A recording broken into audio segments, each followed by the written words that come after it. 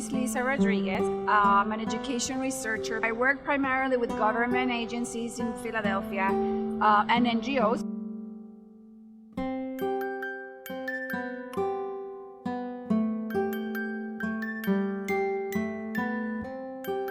It's an amazing, incredible experience to be here. I've never traveled to Asia before or China.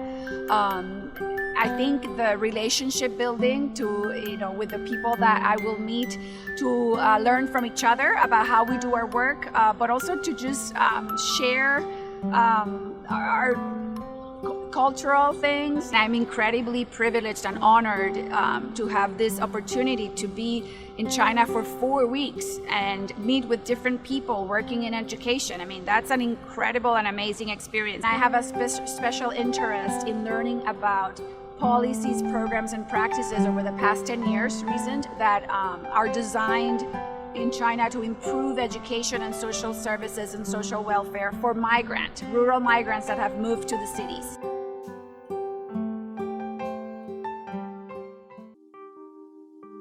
I went to Dalian after Beijing, and then Nanjing, Suzhou, and then Shanghai.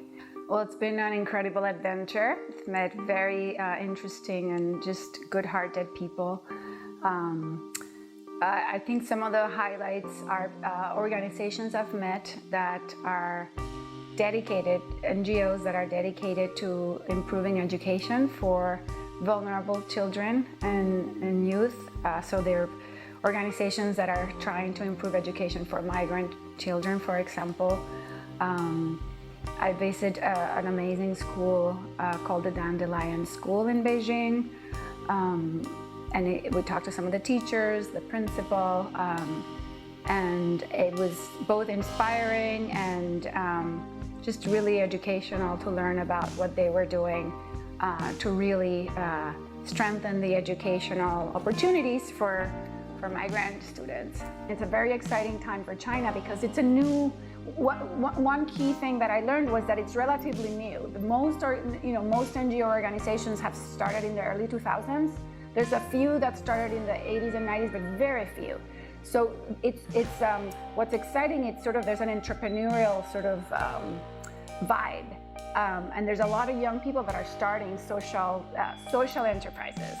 So really organizations that have a mission of really kind of improving some aspect of China's civil society, whether it's the environment or education or the elderly but it's mostly young people that are starting these organizations. So I think it's an emerging sector. There's a lot of energy, and I think in 10 to 15 years there's going to be a lot more.